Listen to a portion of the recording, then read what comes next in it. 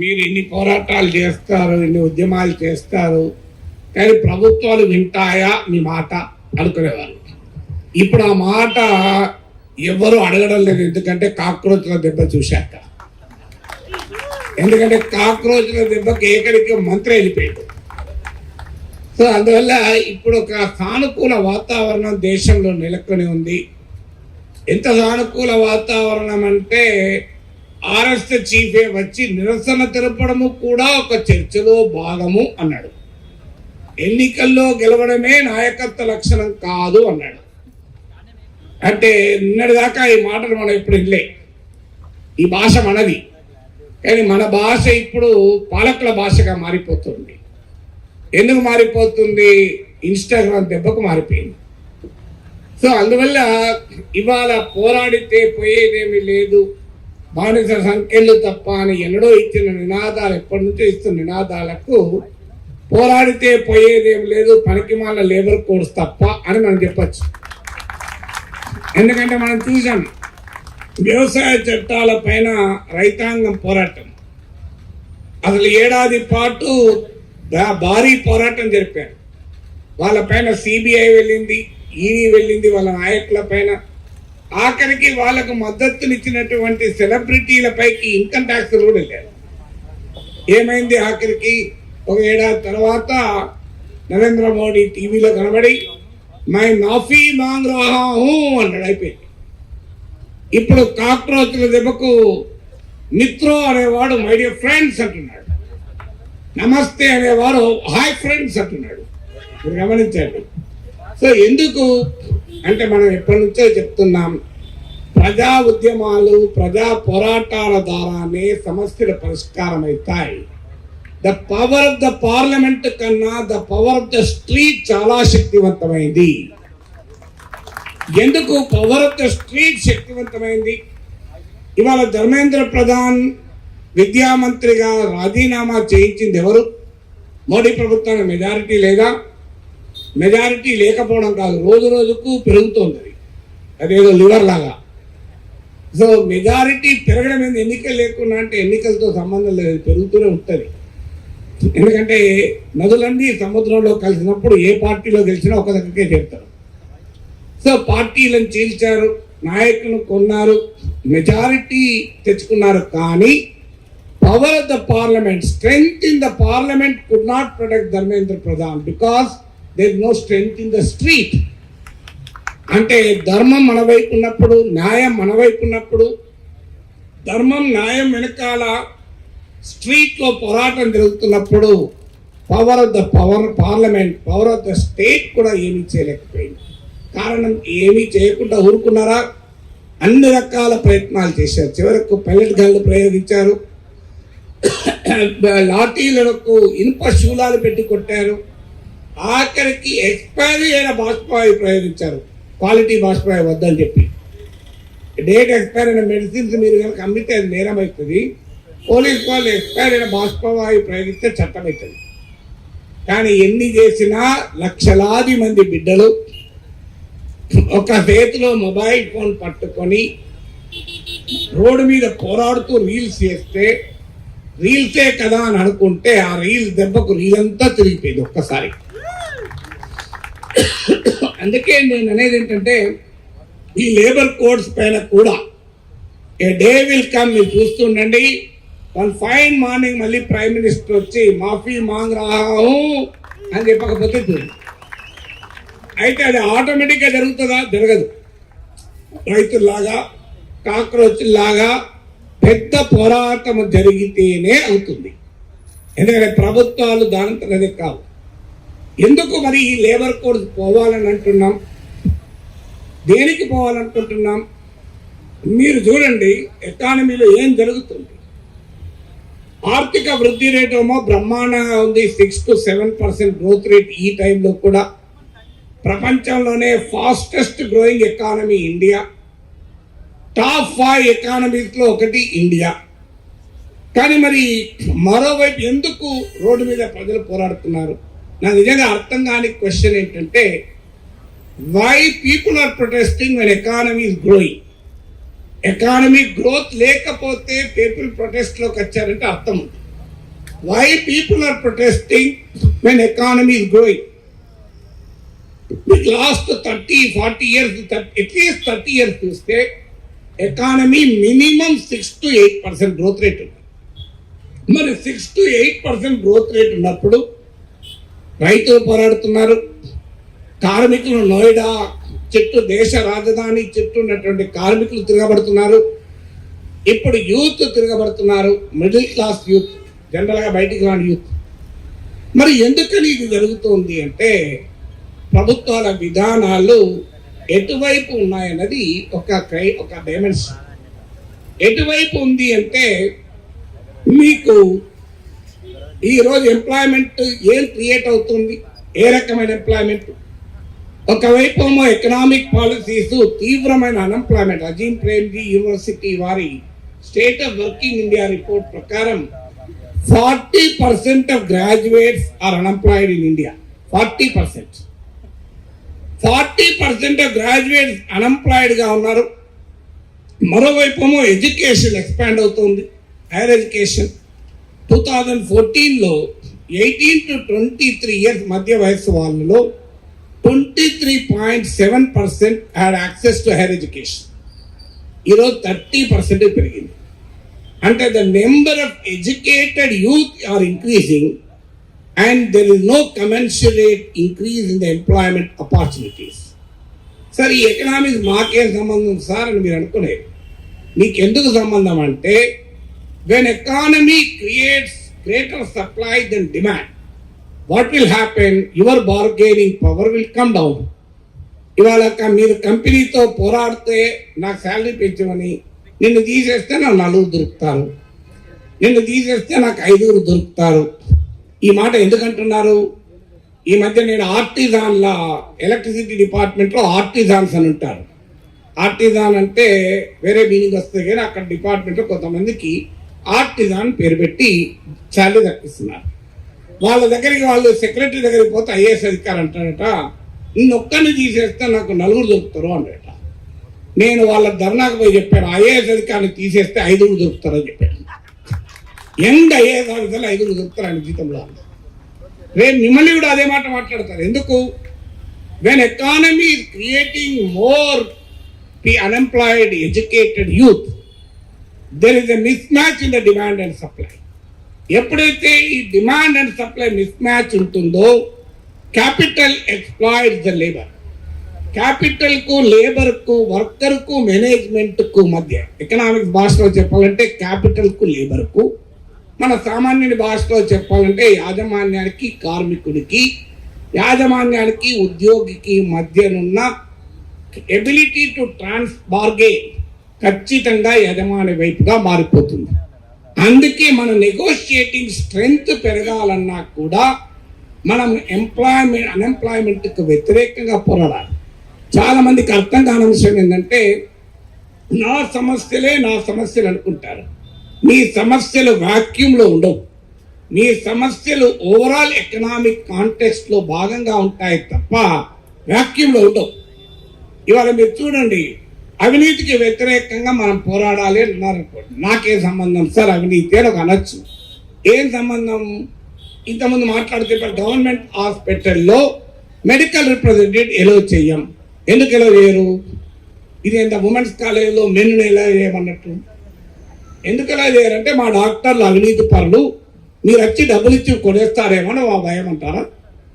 అయ్యా, మీ నిజంగానే అవినీతి పరుడు మెడికల్ రిప్రజెంటేటివ్ ఉండి అవినీతి పరుడు డాక్టర్ ఉంటే హాస్పిటల్ కలవకపోతే ఇంట్లో కలుస్తారు, లేకపోతే బ్లూ ఫాక్స్లో కలుస్తారు.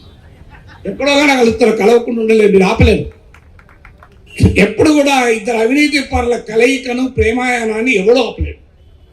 సమస్య ఏంటంటే మీ వ్యవస్థలో కరప్షన్ తగ్గించుకోలేక నేను మెడికల్ రిప్రజెంటేటివ్స్కి యాక్సెస్ ఆపుతానంటే కొత్తగా వచ్చే మెడిసిన్స్ గురించి డాక్టర్కి ఎవరు చెప్పాలి? అంటే మాకు ఎవరు చెప్పాల్సిన అవసరం లేదు సార్, మేము పాత జనరేషన్ మందులు ఇచ్చుకుంటూ కూర్చుంటామంటారా? అసలు మేము మందులు ఇవ్వం, మా హాస్పిటల్లో మందులు దొరుకుతాయి కదా సార్, ప్రాబ్లం ఏంటి అంటారా?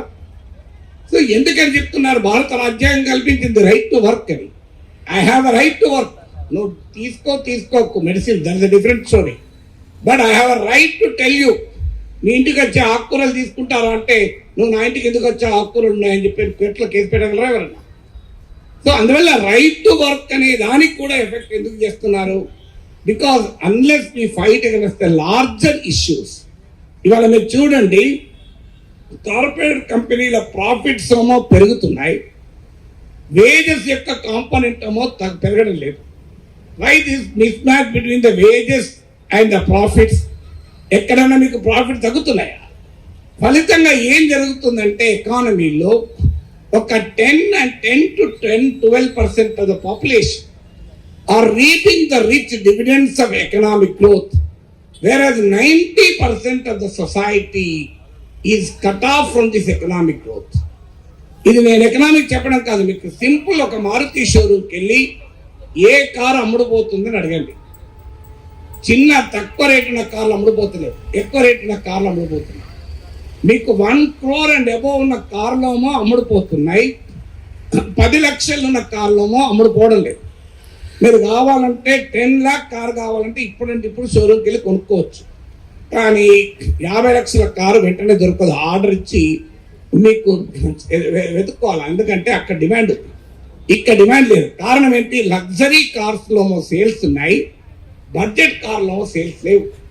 మీరు ఏదన్నా రియల్ ఎస్టేట్ వెంచర్కి పోయి అడగండి, మీకు 1 crore ఉన్న అపార్ట్మెంట్లోమో అమ్ముడుపోక ఖాళీగా ఉన్నాయి, 10 కోట్లు 20 కోట్ల విల్లాలోమో బ్రహ్మాండంగా అమ్ముడుపోతున్నాయి.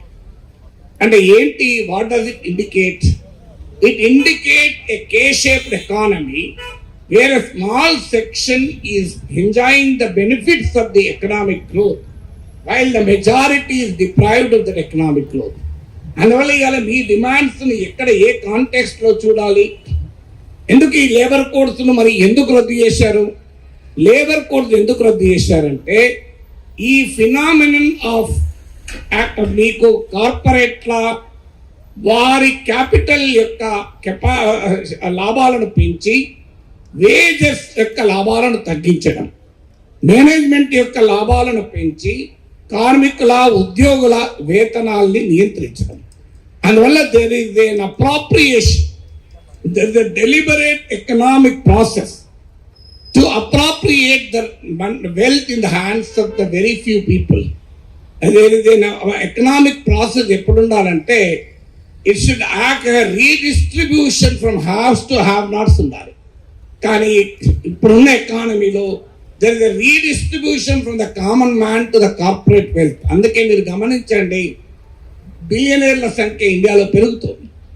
దీనికి ఉపయోగపడేటువంటి పనులే ప్రభుత్వాలు చేస్తున్నాయి. ఇవాళ మీరు ఏమడుగుతున్నారు?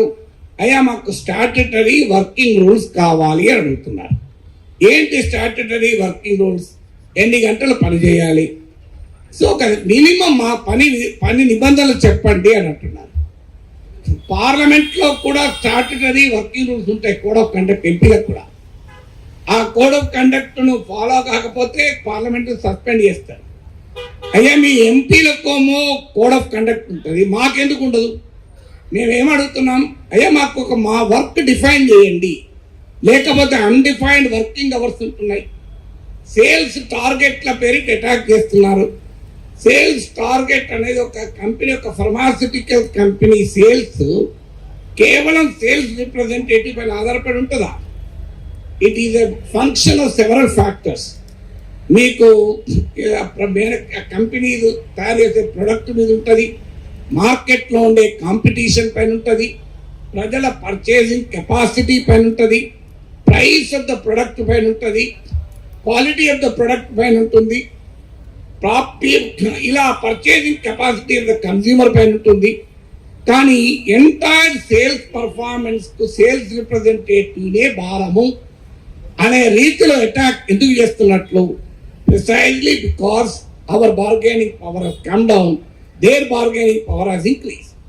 So అందుకే మీరు గమనించండి, మీ డిమాండ్స్లో ఉన్న ప్రతి ఒక్కటి కూడా it is directly related to an economic process, economic context where capital is getting strength, where the worker is getting degraded.